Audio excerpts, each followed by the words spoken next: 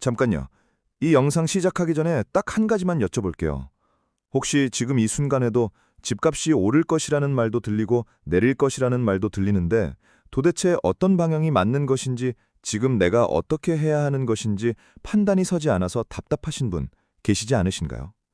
아니면 변곡점이 온다는 말은 자주 듣는데 그 변곡점이 정확히 무엇을 의미하는지 그것이 내 집에 어떤 영향을 주는지를 모르겠다는 분 계시지 않으신가요? 오늘 이 영상 끝까지 보시면 앞으로 아파트 집값 변곡점이 어디에서 올 것인지, 지금 시장이 어느 자리에 서 있는지, 그리고 중년의 나이에 이 변곡점을 어떻게 바라보고 어떻게 대응해야 하는지를 가장 현실적이고 솔직하게 풀어드리겠습니다. 집값의 방향을 완벽하게 예측하는 것은 아무도 할 수 없습니다. 하지만 변곡점이 어디서 오는지를 이해하는 것은 가능합니다. 오늘 그 이야기를 시작하겠습니다. 끝까지 함께해 주십시오. 오늘 내용은 특정 투자를 권유하는 것이 아닙니다. 모든 부동산 결정은 반드시 공인중개사, 세무사, 금융 전문가와 충분히 상담하신 후에 내리시기 바랍니다.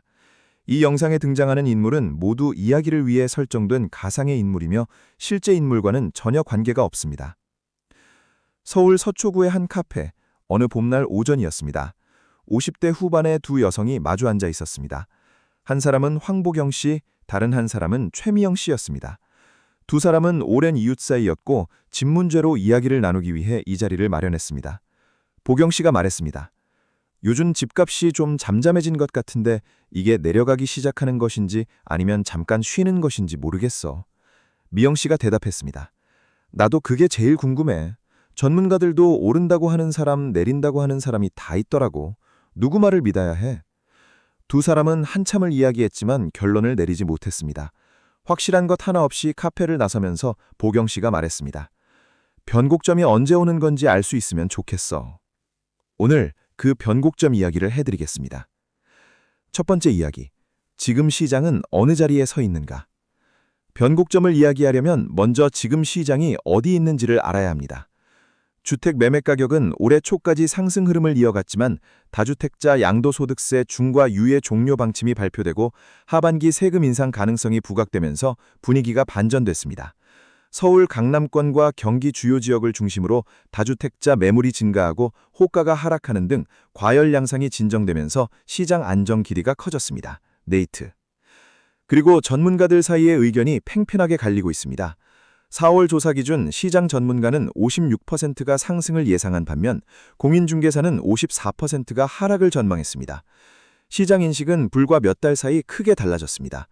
1월 조사에서는 시장 전문가의 81%, 공인중개사의 76%가 상승을 전망했지만 4월 조사에서는 각각 56%, 46%로 축소됐습니다. 네이트.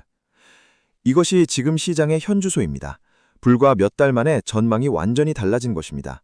확신의 시장이 아니라 불확실성의 시장입니다. 방향이 정해지지 않은 채로 여러 힘들이 서로 다른 방향으로 당기고 있는 상태입니다. 이 상태가 바로 변곡점 직전에 나타나는 전형적인 모습입니다. 두 번째 이야기. 변곡점을 만들어내는 네 가지 힘. 변곡점이 어디서 오는지를 이해하려면 먼저 지금 시장을 움직이는 힘들이 무엇인지를 먼저 알아야 합니다. 첫 번째 힘은 공급 부족입니다. 2026년 전국 아파트 입주 물량은 21만 가구로 전년 대비 28% 감소합니다.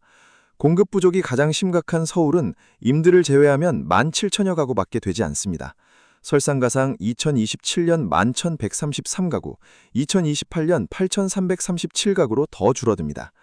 입주 물량이 줄어들면 집값도 문제지만 전세값은 더 치명타를 받습니다. KIH. 이 공급 감소는 집값 하락 변곡점이 오기 어렵게 만드는 강력한 힘입니다. 새 집이 들어오지 않으면 기존 집의 희소성이 유지됩니다. 두 번째 힘은 대출 규제입니다. 2026년 수도권 주택시장은 정부 규제 강화, 지역별 공급 수요 불균형 등이 맞물려 단기 조정과 중장기 재편이 동시에 나타날 시기가 전망됩니다. MIH. 대출 규제가 강화되면 집을 살 수 있는 사람이 줄어들어서 가격이 내려갈 것 같지만 동시에 매물도 줄어드는 효과가 나타납니다. 이 두 힘이 서로 상쇄되면서 방향이 불분명해지는 것입니다. 세 번째 힘은 세금 변화입니다. 비수도권은 보다 보수적인 전망이 우세했습니다. 시장 전문가와 공인중개사 모두 하락을 예상했으며 하락폭은 -1%에서 0% 수준을 전망하는 응답이 가장 많았습니다. 네이트. 세금 부담이 커지는 방향으로 움직이면 다주택자들이 매물을 내놓기 시작합니다. 매물이 늘어나면 가격 조정의 가능성이 생깁니다. 네 번째 힘은 전세 가격입니다. 많은 사람이 금리와 규제에만 매몰되어 있지만 실제 아파트 가격 전망에서 가장 무서운 변수는 전세 가격입니다. 전세가가 매매가의 일정 비율을 돌파하기 시작하면 차라리 대출받아 내 집을 사자는 실거주 매수자가 늘어납니다. 매매 가격을 하단에서 받쳐주는 든든한 방어막이 형성됩니다. 뉴스핌. 이 네 가지 힘이 동시에 작용하면서 변곡점의 방향과 시기를 결정하는 것입니다. 세 번째 이야기. 상승 변곡점이 올 수 있는 조건들. 집값이 다시 오르는 변곡점이 오려면 어떤 조건들이 갖춰져야 하는지를 살펴보겠습니다. 공급 부족의 가시화. 하반기로 갈수록 입주 물량 부족의 여파가 본격화됩니다. 거래가 안 된다고 해서 가격이 빠지기 힘든 구조가 완성되는 시점입니다. 뉴스핌. 공급이 계속 줄어드는 상황에서 전세 가격이 오르기 시작하면 이것이 매매 수요를 자극하는 변곡점이 될 수 있습니다. 전세를 구하기 어려워진 사람들이 집을 사는 방향으로 이동하면서 매수 수요가 생기고 그것이 가격을 끌어올리는 것입니다. 또한 금리 인하가 실제로 대출 조건의 개선으로 이어지는 시점이 변곡점의 방아쇠가 될 수 있습니다. 금리보다는 개인의 대출 조건과 자금 여력이 더 중요한 변수로 작용할 수 있습니다. 금리 인하 기대와 실제 대출 환경이 엇갈리는 상황이 이어지고 있습니다. KB. 지금은 금리가 내려가도 대출 한도 규제 때문에 실제로 집을 살 수 있는 능력이 개선되지 않는 구조입니다. 하지만 이 대출 환경이 바뀌는 시점이 오면 그것이 변곡점의 방아쇠가 될 수 있습니다. 네 번째 이야기. 하락 변곡점이 올 수 있는 조건들. 반대로 집값이 내려가는 변곡점이 오려면 어떤 조건들이 필요한지를 살펴보겠습니다. 그동안 시정을 지탱하던 금리 인하에 대한 막연한 기대감이 확정적인 고금리 유지 기조로 선회할 가능성이 있습니다. 대출 규제 강화로 가계부채 관리를 위한 총부채 원리금 상환 비율 산정 방식이 더욱 까다로워지며 실질적인 매수 심리가 얼어붙습니다. 피스테틱. 매수 심리가 꺾이는 것이 하락 변곡점의 첫 번째 신호입니다. 사려는 사람이 줄어들면서 매물이 쌓이기 시작하고 그것이 가격을 누르기 시작합니다. 폭락보다는 거래 절벽을 동반한 계단식 하향 안정화 가능성이 큽니다. 특정 날짜에 급락하기보다는 매수 심리가 완전히 꺾이며 매물이 쌓이는 과정이 나타날 것입니다. 피스테틱. 이 말이 중요합니다. 집값 하락 변곡점이 드라마틱하게 나타나지 않을 수 있다는 것입니다. 조용히 서서히 계단을 내려가듯 움직이는 형태로 나타날 가능성이 있습니다. 그래서 더 감지하기 어렵고 더 늦게 알아채는 경우가 생깁니다. 다섯 번째 이야기. 지역별로 변곡점의 시기와 방향이 다르다. 이것이 오늘 이야기에서 가장 중요한 부분입니다. 변곡점이 내군 모든 아파트에 동시에 똑같이 오는 것이 아닙니다. 지역마다, 가격대마다, 입지마다 변곡점의 시기와 방향이 다릅니다. 이제는 모든 지역이 오르는 시대가 아닙니다. 자금이 몰리는 곳만 오르는 차별화가 극심해집니다. 서울 상급지 및 수도권 핵심지는 전세가 상승에 힘입어 신고가 거래가 간간히 터지는 조용한 상승이 이어질 것입니다. 교통호재가 실현되는 지역은 실거주 수요와 투자 수요가 동시에 몰려 하방 경직성을 확보합니다. 반면 입주 물량이 쏟아지는 특정 신도시나 외곽 지역은 전세가가 눌리며 매매가 회복에 시간이 더 필요할 것입니다. 뉴스핌. 같은 시기에 어떤 지역은 상승 변곡점이 오고 어떤 지역은 하락 변곡점이 오는 것입니다. 이것이 지금 시장의 가장 중요한 특징입니다. 그러면 나에게 중요한 질문이 생깁니다. 내 집이 있는 지역 또는 내가 관심 있는 지역이 어느 방향의 변곡점을 향하고 있는가입니다. 여섯 번째 이야기. 가격대별로 달라지는 변곡점. 지역뿐만 아니라 가격대에 따라서도 변곡점이 다르게 나타납니다. 10억 원 이하 아파트는 생애 최초 구입자나 서민 실수요 대출을 활용하는 시작으로 내 집 마련 수요가 쉽게 꺾이지 않아 지속적인 수요가 뒷받침될 가능성이 큽니다. 15억 원 이하 아파트는 대출 한도가 최대 6억 원까지 나오는 구간으로 갈아타기 수요가 여전히 존재합니다. 실수요자들이 사는 중저가 아파트는 수요가 꾸준하기 때문에 급격한 변곡점이 오기 어렵습니다. 반면 고가 아파트나 투자 수요가 많은 아파트는 시장 변화에 더 민감하게 반응합니다. 이 가격대별 차이가 내가 가진 집 또는 관심 있는 집이 어느 변곡점 앞에 서 있는지를 판단하는 데 도움이 됩니다. 일곱 번째 이야기. 변곡점 앞에서 중년이 취해야 할 자세. 오늘 이야기의 가장 현실적인 부분입니다. 변곡점을 예측한다는 것이 완벽하게 가능하지 않습니다. 전문가들도 예측이 엇갈립니다. 그렇다면 중년의 나이에 변곡점을 어떻게 대해야 할까요? 집값의 방향을 단정하기보다 대출 조건과 자금 여력을 개인별로 점검하는 접근이 필요합니다. 중요한 건 타이밍보다 리스크 관리입니다. 시장 조정은 언제든 올 수 있지만 정확히 예측하기 어렵습니다. 이자 부담을 감당할 수 있는지, 최소 2, 3년은 버틸 수 있는지를 먼저 계산해 보는 것이 현실적입니다. KB.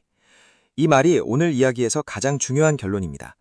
변곡점이 언제 오는지를 맞히려 하는 것보다 어떤 변곡점이 와도 내가 버틸 수 있는 준비를 하는 것이 더 현명합니다. 상승 변곡점이 오면 좋고 하락 변곡점이 오더라도 버틸 수 있는 것이 중년의 집 관리에서 가장 중요한 자세입니다. 그 버팀의 힘이 어디서 오는지는 앞서 여러 차례 말씀드렸습니다.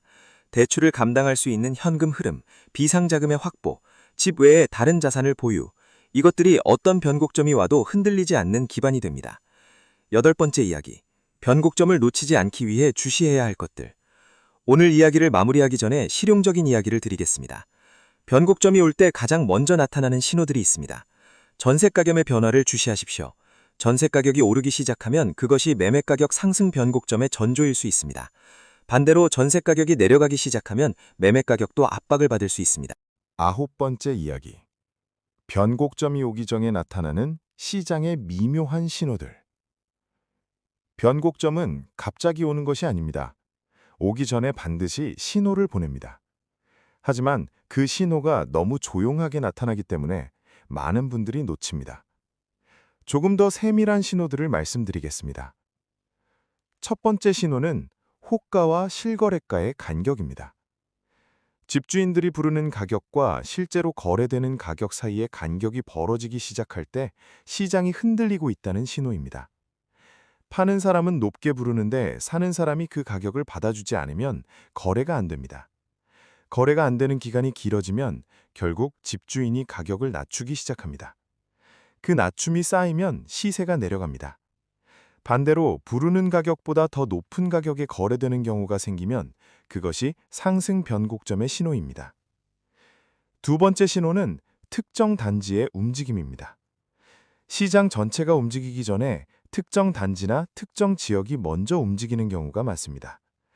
강남의 핵심 단지가 먼저 오르면 그것이 인근 지역으로, 그 다음 수도권으로, 그 다음 지방 핵심 도시로 번져나가는 패턴이 반복됩니다. 반대로 하락도 특정 지역에서 먼저 시작해서 퍼져나갑니다.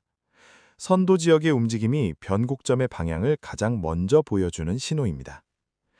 세 번째 신호는 언론의 논조가 바뀌는 것입니다.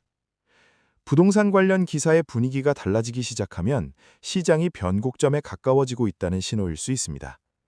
물론 언론은 시장보다 항상 조금 늦습니다.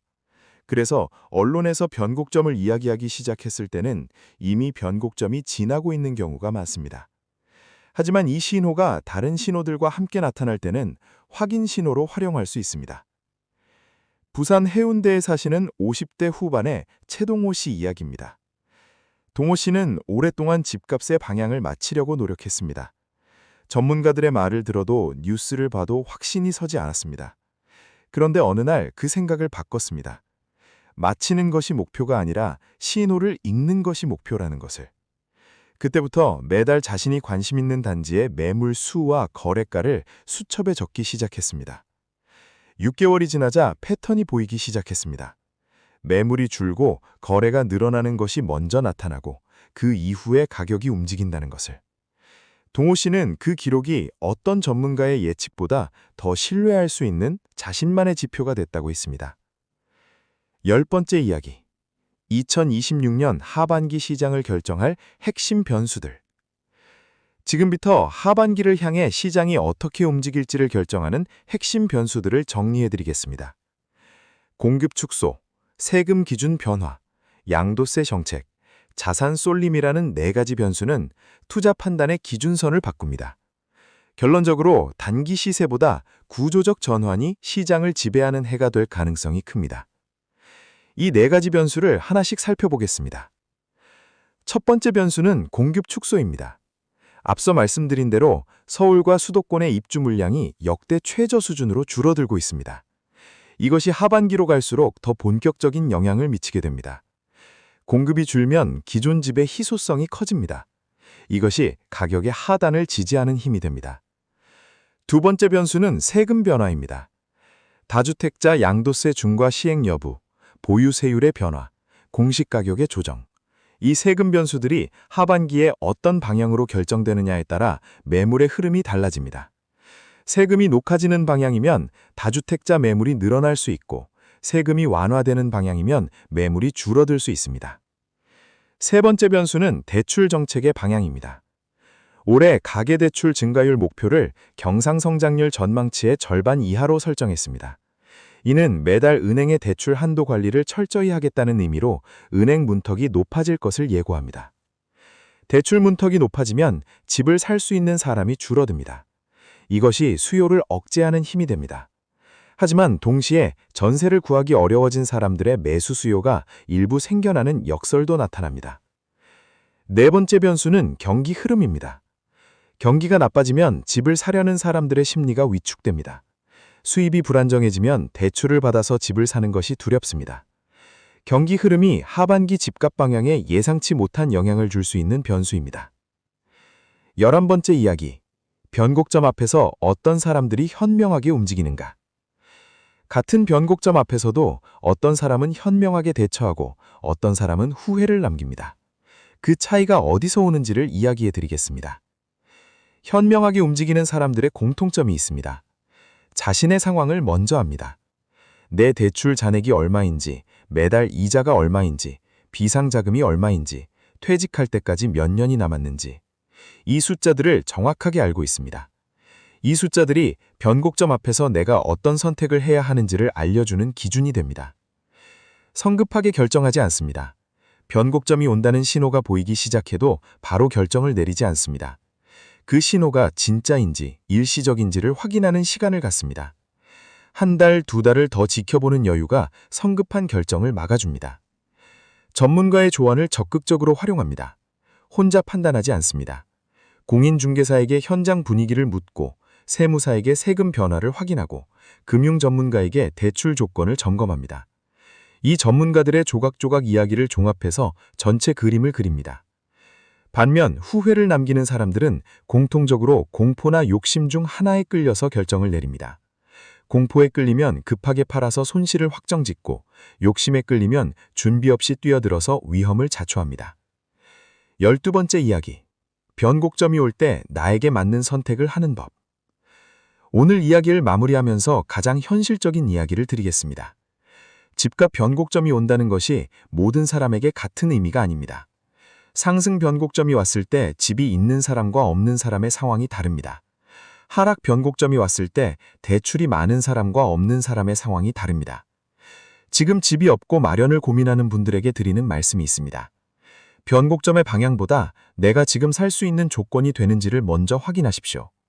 오래 살 집이라면 변곡점을 맞추려 하지 말고 내 형편에서 감당할 수 있는 집을 찾으십시오. 지금 집이 있고 추가 투자를 고민하는 분들에게 드리는 말씀이 있습니다. 변곡점이 어떻게 오든 버틸 수 있는 재정 상태인지를 먼저 확인하십시오. 버티지 못하는 투자는 변곡점이 아니라 언제든지 위기가 됩니다. 지금 집을 팔 것인지 고민하는 분들에게 드리는 말씀이 있습니다. 팔아서 나오는 자금을 어떻게 쓸 것인지가 먼저 정해져야 합니다. 집을 팔고 나서의 계획이 없는 상태에서 변곡점을 이유로 급하게 파는 것은 좋은 선택이 아닐 수 있습니다. 변곡점이 어디서 오든 내 삶의 방향이 먼저입니다. 시장이 어떻게 움직이는지를 이해해야 돼 그 이해가 내 삶을 위한 도구가 되어야 합니다. 시장에 끌려가는 것이 아니라 내 기준으로 시장을 활용하는 것. 그것이 변곡점 앞에서 중년이 가져야 할 가장 현명한 자세입니다. 모든 부동산 결정은 반드시 공인중개사, 세무사, 금융 전문가와 충분히 상담하신 후에 내리시기 바랍니다. 오늘 이 이야기를 끝까지 함께 해주셔서 진심으로 감사드립니다. 오늘 내용이 도움이 되셨다면 구독 버튼과 좋아요 버튼을 눌러주십시오. 여러분의 따뜻한 응원이 이 채널이 계속 좋은 이야기를 전할 수 있는 가장 큰 힘입니다.